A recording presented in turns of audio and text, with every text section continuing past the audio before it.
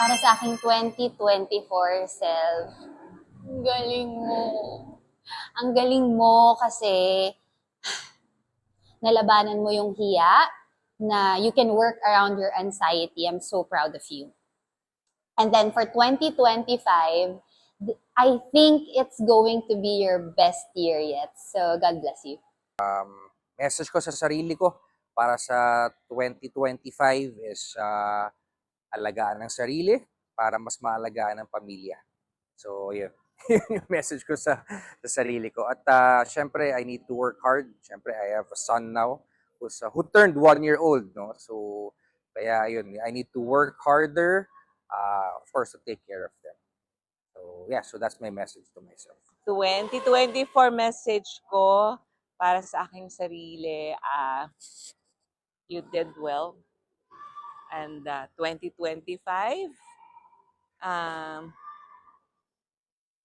just be happy and content always. Sheesh! Ang ganda ng mga tanong. My message to my 2024 self, you will grow a lot more than you will expect to grow. And for my 2025 self, to embrace change and be happy with the pace that you are at. Yun na.